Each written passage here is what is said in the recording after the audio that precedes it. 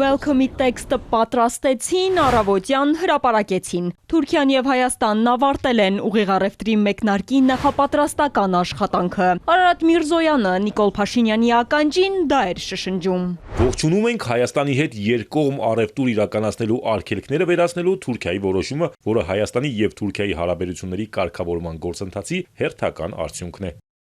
Թուրքիայի արտգործնախարարությունը հայտարարել է, որ նոր կարգավորման շնորհիվ հնարավոր է դարձել երրորդ երկրի միջոցով Թուրքիայից Հայաստան եւ հակառակ ուղղությամբ տեղափոխվող ապրանքների համար վերջնական նպատակակետ կամ ծագման կետ սահմանել Թուրքիան եւ Հայաստանը։ Հատուկ բանագնաց Սերդար Քլիչը նշել է, որ Էրդողանի ցուցումով շարունակվող կարգավորման գործընթացում կատարվել է եւս մեկ կարևոր քայլ։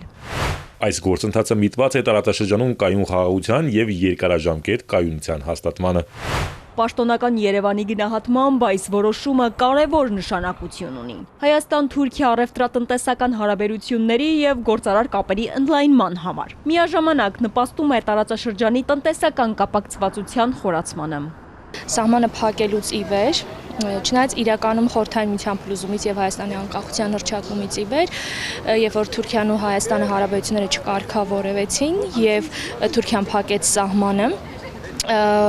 բնականաբար շփումները եւ առևտուրը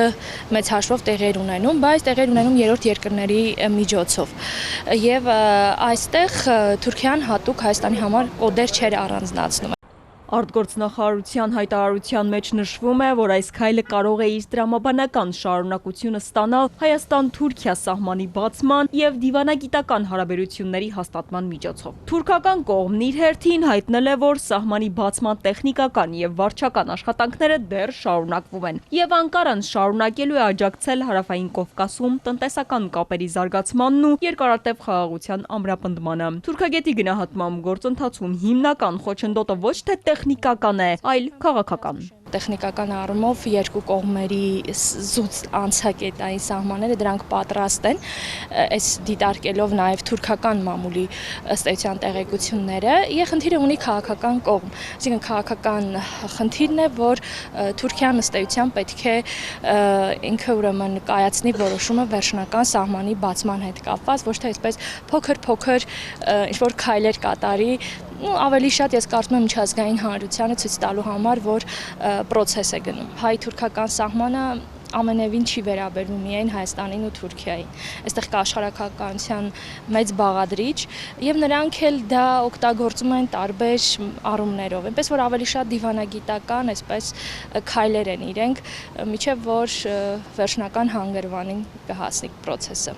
Պետեկամուտների կոմիտեն պարզաբանել է, որ նախկինում Թուրքիայի մատակարար կազմակերպությունները չէին կարող իրենց երկրի մաքսային մարմինների ներկայացված արտահանման հայտարարագրում որպես ստացող նշել Հայաստանի տնտեսվարողներին, իսկ որպես նշանակման երկիր Հայաստանը։ Դրա հետևանքով ապրանքները Հայաստան էին հասնում երրորդ երկրի, օրինակ Վրաստանի միջնորդ սյուբյեկտների միջոցով, վերարտահանման ձևակերպմամբ։ Սակայն այսուհետև Հայաստանի տնտեսվարողները կարող են Թուրքիայից ապրանքների ներմուծումն իրականացնել անմիջապես իրենց անունով, առանց միջնորդի։